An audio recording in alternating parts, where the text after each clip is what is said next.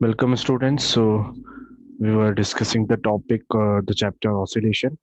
And the next topic of chapter oscillation is force laws for simple harmonic motion.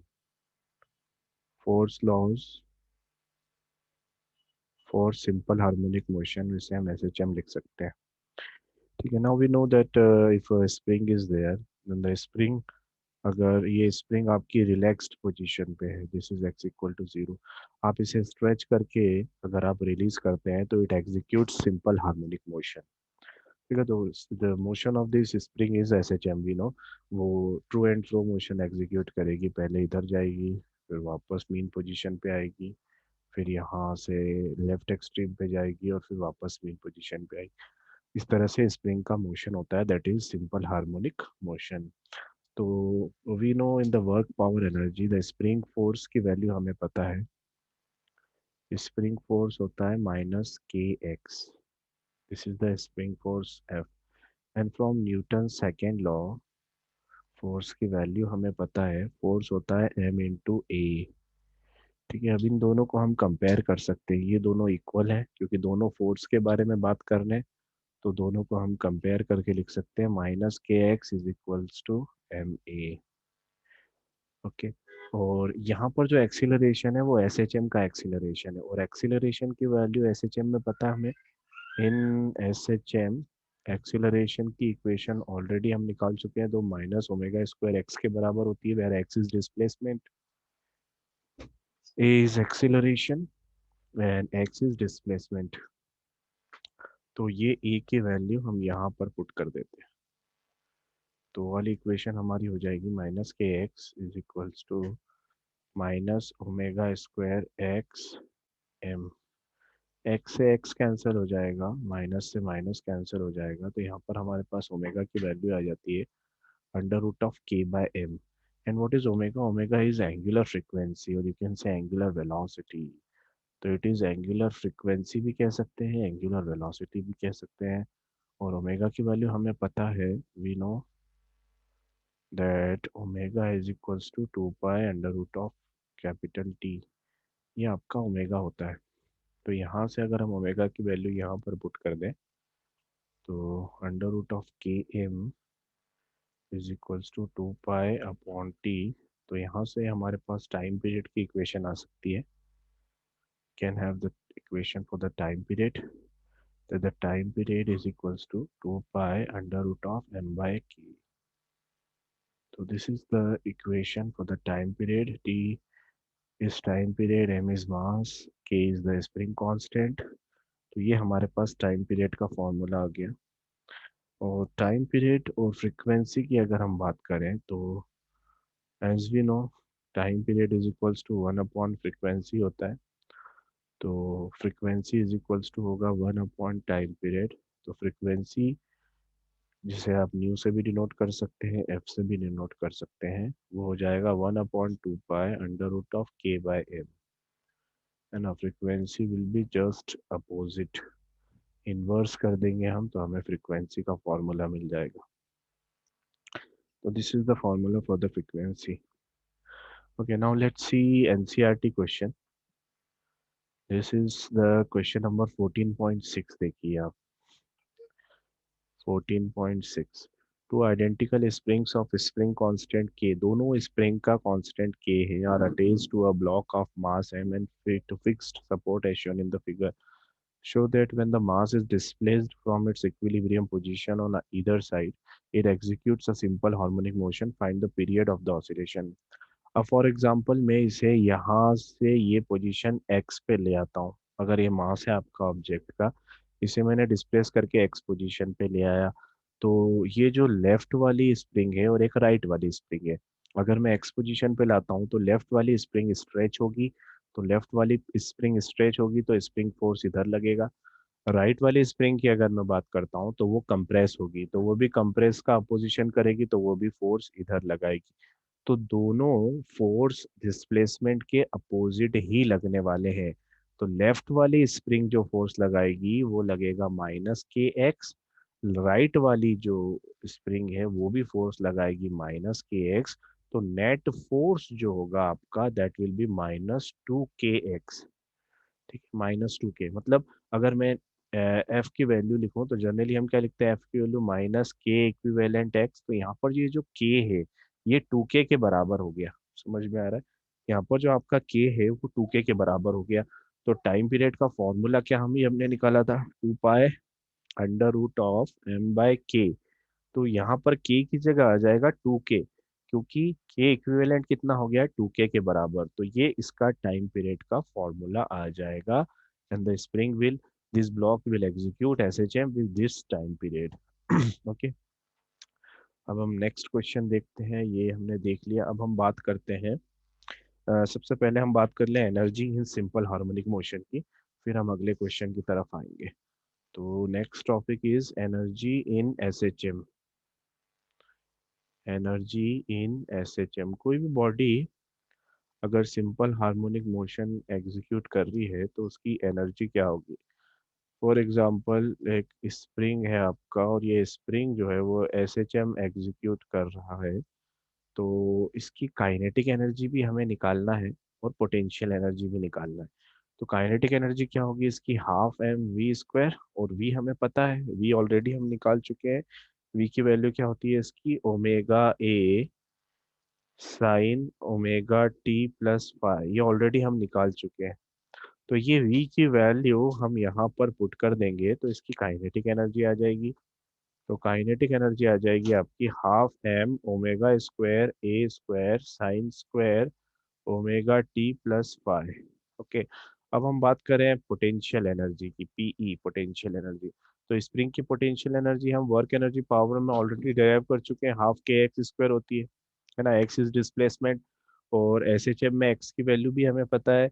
S H M में X की value क्या होगी, x की value होती है A cos ω t + φ। तो ये x की वैल्यू हम यहाँ से उठा के यहाँ पर पुट कर देते हैं, तो ये आपकी पोटेंशियल एनर्जी आ जाएगी। Potential energy will be ½ k A² cos² ω t + φ। ठीक है, अब टोटल मैकेनिकल एनर्जी अगर आपको निकालना है तो मैकेनिकल एनर्जी क्या होगी, kinetic energy plus potential energy, दोनों को ऐड कर लें दोनों में। तो दोनों को ऐड कर देते हैं। सबसे पहले मैं क्या करता हूँ यहाँ पर, ये देखो m m is equals to, पीछे जाते हैं हम, देखो हमने यहाँ पर ओमेगा इज इक्वल्स टू, ये रिलेशन आप देखिए यहाँ पर, दिस रिलेशन, ये रिलेशन में आपको omega is equals to √k m। तो यहाँ पर अगर आप इसे सॉल्व करेंगे तो ये आ जाएगा आपका, इसको स्क्वायर करेंगे तो k/m इज इक्वल्स टू ω² आ जाएगा। और m की वैल्यू अगर आप निकालना चाहो तो k/ω², m की वैल्यू आएगी यहाँ पर। ठीक है, तो m की वैल्यू आएगी k/ω²। तो इसे हम यहाँ पर पुट कर सकते हैं। ये जो m है इसकी जगह अपन क्या पुट कर सकते हैं, k/ω², ये पुट कर सकते हैं हम, तो ये पुट कर देते हैं। तो काइनेटिक एनर्जी आपकी आ जाएगी हाफ k/ω², मैंने पुट कर दिया, ω² पहले से है, A² sine square ω t + φ, ω t + φ। Okay, अब ये ω² जो है ये आपका कैंसल हो गया, और काइनेटिक एनर्जी क्या बच गई आपकी, आपकी काइनेटिक एनर्जी आ गई ½ k A² sine square ω t + φ। अब आप यहाँ पर इसकी वैल्यू पुट कर दो, काइनेटिक एनर्जी की जो आपने अभी निकाली, ½ k A² sine square ω t + φ। और पोटेंशियल एनर्जी की वैल्यू भी पुट कर देते हैं ऊपर से जो लिखी हुई है। तो पोटेंशियल एनर्जी आपने लिख दिया ½ kA² cos² ω t + φ। अब यहाँ पर ½ kA² आप कॉमन निकाल सकते हैं यहाँ पर। ठीक है, तो अगला काम आपने करा, आप और kA² ये आपने कॉमन निकाल लिया। जस्ट अ मिनट, यहाँ पर से थोड़ा हम राइटिंग, डिजिटल पेन में राइटिंग में प्रॉब्लम आ रही है, तो वाव के ए स्क्वायर, और ये sine square omega plus cos square omega T आ जाएगा इसका। ठीक है, हम नेक्स्ट स्लाइड पे करके देखते हैं। ये हम यहाँ पर इसे इरेज कर देते हैं, यहाँ पर कुछ प्रॉब्लम आ रही है आई थिंक, तो नेक्स्ट स्लाइड पे करके देखते हैं। ठीक है, तो half K A square common आ जाएगा क्योंकि दोनों में हमारा, तो यहाँ पर लिख के देखते हैं हम, हाफ के ए स्क्वायर ये कॉमन आ गया, अंदर sine square omega T plus phi और cos square omega T plus phi ना, और sine square theta plus cos square theta की वैल्यू वन होती है, तो ये जो है पूरा आपका इसकी वैल्यू वन होगी। मतलब ये जो मैकेनिकल एनर्जी, जो टोटल एनर्जी आपकी आ रही है, ये टोटल मैकेनिकल एनर्जी आ जाएगी आपकी half K A square and it is constant. ये आपकी कांस्टेंट। तो पोटेंशियल एनर्जी और काइनेटिक एनर्जी तो चेंज होगी, लेकिन टोटल मैकेनिकल एनर्जी जो होगी वो हाफ के ए स्क्वायर वो कांस्टेंट होगी। अब ग्राफ प्लॉट करके देखते हैं हम टाइम के साथ एनर्जी का क्या हो रहा है। ठीक है, तो ये हम ले लेते हैं एक्स एक्सिस पे ले लेते हैं हम,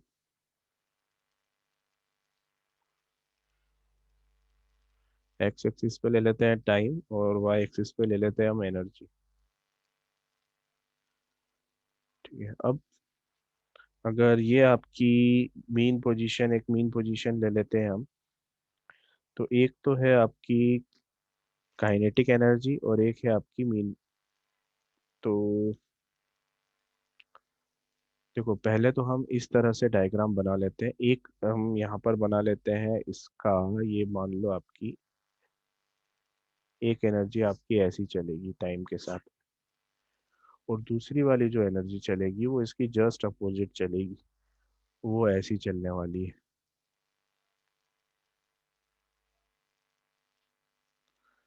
ठीक है, और एक जो होगी वो कांस्टेंट होगी। अब ये तीन तरह से मैंने आपको बताई। सबसे पहली वाली जो है आपकी वो है काइनेटिक एनर्जी, ये वाली है काइनेटिक एनर्जी। और जो रेड वाली आपकी हमने बनाई है वो है पोटेंशियल एनर्जी। और जो कांस्टेंट रहने वाली है ये वाली, this is total mechanical energy, total energy. ठीक है, इसी डायग्राम, क्योंकि आपकी काइनेटिक एनर्जी पोटेंशियल एनर्जी जो है वो चेंज हो रही है पीरियोडिकली, और इसका जो ग्राफ होगा दैट इज पैराबोलिक, और आपकी टोटल मैकेनिकल एनर्जी कांस्टेंट है। इसी ग्राफ को हम इस तरह से मीन पोजीशन के अबाउट भी बना सकते हैं। फॉर एग्जांपल, ये जो मैंने सेंटर पे पोजीशन ली है, दिस इज मीन पोजीशन। तो मीन पोजीशन पे आपको पता, ऑब्जेक्ट सबसे ज्यादा मैक्सिमम काइनेटिक एनर्जी से आता है, तो यहाँ पर काइनेटिक एनर्जी मैक्सिमम रहेगी, तो ये ऐसी काइनेटिक एनर्जी। और ये है एक्सट्रीम पोजीशन, ये है आपकी एक्सट्रीम लेफ्ट एक्सट्रीम, और ये है आपकी राइट एक्सट्रीम पोजीशन। ठीक है, तो एक्सट्रीम पोजीशन पे वो ऑब्जेक्ट थोड़ी देर के लिए रुक जाता है क्योंकि उसे वापस आना है, तो वहां पर काइनेटिक एनर्जी जीरो हो जाएगी। और तो ये जो ग्राफ है हमारा, this is for kinetic energy. इसका अपोजिट आता है आपका पोटेंशियल एनर्जी। तो पोटेंशियल एनर्जी एक्सट्रीम पे तो मैक्सिमम हो जाएगी,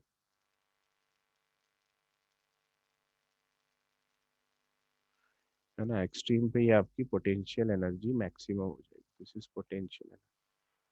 और ये जो है आपका, दिस इज अ कांस्टेंट, ये कांस्टेंट है आपका, और ये कांस्टेंट हो जाएगा आपका मैकेनिकल एनर्जी, ये आपकी टोटल मैकेनिकल एनर्जी। तो this is the diagram of potential energy and kinetic energy and total energy. ठीक है, अब इसके बाद हम कुछ क्वेश्चन देखते हैं, एनसीईआरटी का एक क्वेश्चन देख लेते हैं जो एनर्जी के ऊपर बेस्ड है। दिस वन, एग्जाम्पल 14.7 देखिए आप। 14.7 पहले देख लेते हैं, फिर 14.8 भी देख लेंगे हम। 14.7 में, a block whose mass is 1 kilogram. ठीक है, तो let me open a notepad, notepad पे हम सॉल्व कर लेंगे साइड में। तो सबसे पहले यहाँ पर मास दे रखा है 1 किलोग्राम, स्प्रिंग ब्लॉक सिस्टम है, is fastened to a spring, the spring has a spring constant, k की वैल्यू दे रखी है है ना। तो यहाँ पर अपना एक तो मास दे रखा है, दूसरा आपकी के की वैल्यू दे रखी है 50 Newton/मीटर। The block is pull to a distance x equal to 10 centimetre. x की वैल्यू दे रखी है 10 centimetre from its equilibrium position at x equal to 0 on a frictionless surface from at rest at t equal to 0। Calculate kinetic potential and total energy of the block when it is at 5 centimetre away from the mean position. ठीक है, आपको kinetic energy, potential energy, सारी चीजें निकालना है जब वो 5 centimetre पे है। तो सबसे पहले अगर मैं पोटेंशियल एनर्जी की बात करूँ तो पोटेंशियल एनर्जी क्या होती है, हाफ के एक्स स्क्वायर।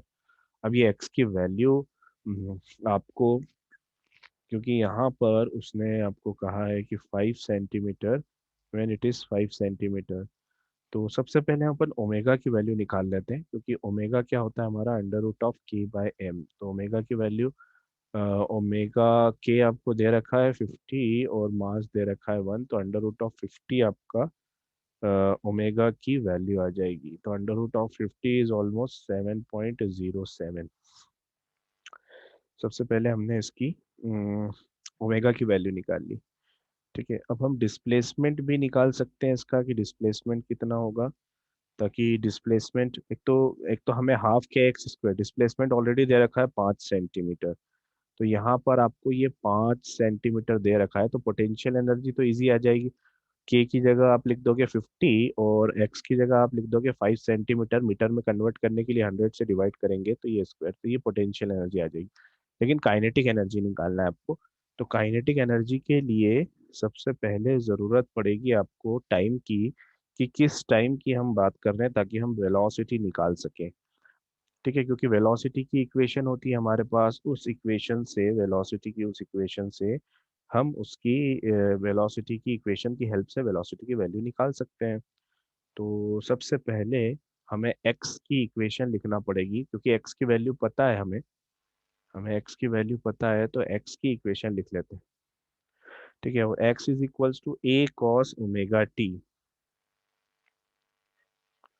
ये होती है, अब x की वैल्यू कितनी दे रखी है, 5 सेंटीमीटर, मतलब मीटर में 0.05 हो जाएगा। और मैक्सिमम डिस्प्लेसमेंट कितना है, देखो 10 सेंटीमीटर, तो एम्पलीट्यूड की जगह मैक्सिमम डिस्प्लेसमेंट 0.1 आएगा, और कॉस और ओमेगा की वैल्यू 7.07 ऑलरेडी निकाल ली, इंटू टी। इस इक्वेशन से आपके पास टी की वैल्यू आ जाएगी। ठीक है, ये इक्वेशन आपको टी की वैल्यू देगा, और इस टी की वैल्यू का आप यूज करेंगे वेलोसिटी निकालने में। ठीक है, इस टी की वैल्यू से हम वेलोसिटी की इक्वेशन लिख लेंगे। वेलोसिटी की इक्वेशन क्या होती है, ओमेगा इंटू ए साइन ओमेगा टी। अब देखो यहाँ पर, ये आपकी वेलोसिटी की इक्वेशन है ना। वेलोसिटी की इक्वेशन में आपको क्या क्या पता है, ओमेगा आपको पता है, ए आपको पता है, ओमेगा आपको पता है, और टी आपको पता है। तो मैं एक तरह से ये बताना चाह रहा हूँ कि आप वेलोसिटी यहाँ पर इजीली निकाल लेंगे। पहले टाइम निकाला, एक्स के पता था, एक्स से आपने टाइम निकाल लिया, टाइम से आपने वेलोसिटी निकाल ली। जब आपके पास वेलोसिटी आ गई तो फिर काइनेटिक एनर्जी तो इजीली आ जाएगी, हाफ mv²। काइनेटिक एनर्जी आ गई, पोटेंशियल एनर्जी आ गई, तो टोटल एनर्जी आ जाएगी। टोटल एनर्जी किसके बराबर होगी, मैं क्या, kinetic energy plus potential energy, potential energy plus kinetic energy के बराबर। ठीक है, तो दिस वाज एग्जांपल 14.7। अब हम अगला एग्जांपल देखते हैं, नेक्स्ट एग्जांपल 14.8 देखते हैं।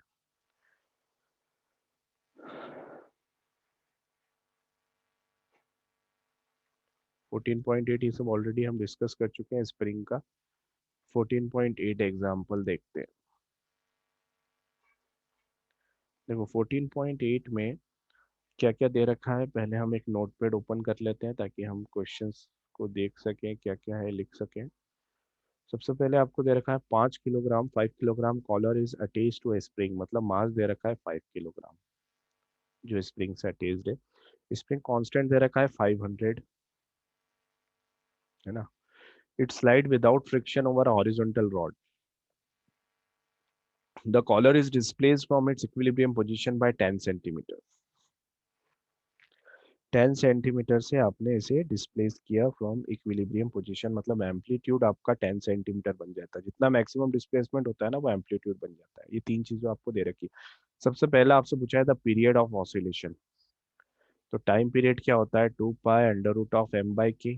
ये होता है आपका टाइम पीरियड। अब आपको देखो 2 पाई की वैल्यू तो आपको पता है 22/7, मास आपको पता है, के आपको पता है। तो ये पहली चीज तो सब कुछ पता है, तो आराम से निकल जाएगा।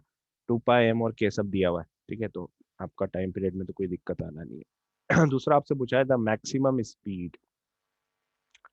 सेकंड आपसे पूछा है मैक्सिमम स्पीड। देखो वेलोसिटी की जो इक्वेशन होती है वो होती है -a omega sin omega t, ये आपकी होती है। और जब मैक्सिमम की आप बात करें ना, तो मैक्सिमम पे साइन थीटा की जो वैल्यू होती है ना, वो 1 हो जाती है। इसकी मैक्सिमम वैल्यू 1 होती है। तो वी मैक्स का मैग्नीट्यूड की अगर मैं बात करूँ, वो तो a इंटू ओमेगा के बराबर होता है। तो a तो पता है, a, और ओमेगा किसके बराबर होता है? ओमेगा √k/m के बराबर होता है। अब देख लो ए भी दे रहा है, के भी दिया है और एम भी दिया है, तो ये वी मैक्सिमम भी कोई दिक्कत नहीं है। वी मैक्सिमम भी आपका इजीली आ जाएगा, तो ये वाला पार्ट भी इजी है। तो ए हो गया हमारा, बी सॉल्व हो गया। सी की तरफ देखते हैं, maximum acceleration of the collar. Maximum acceleration निकालना है। अब देखो मैक्सिमम एक्सिलरेशन के लिए भी इक्वेशन लिख लेते हैं आप।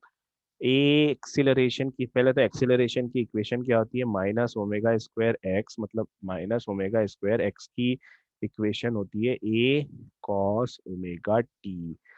ठीक है, अब ये मैक्सिमम मतलब इसकी वैल्यू 1 हो जाएगी। कॉस थीटा और साइन थीटा की मैक्सिमम वैल्यू 1 होती है, तो ए मैक्सिमम किसके बराबर होगा? ओमेगा स्क्वायर इंटू ए। इसकी वैल्यू जो होगी ना, मैग्नीट्यूड, वो ओमेगा स्क्वायर इंटू ए के बराबर होगा। और ओमेगा स्क्वायर मतलब k/m इंटू ए, तो के एम और ए दे रखा है, तो ए मैक्सिमम भी आ जाएगा। तो ये क्वेश्चन सब कुछ दे रखा था, बस हमें इक्वेशन बना के और इनडायरेक्टली उसे समझना था। तो इस तरह से हमने स्प्रिंग ब्लॉक सिस्टम पूरा कंप्लीट कर लिया है। अगला लेक्चर हम स्प्रिंग, सिंपल पेंडुलम और डैम्प फोर्स के वगैरह में डिस्कस करके ये चैप्टर हम कंप्लीट करेंगे।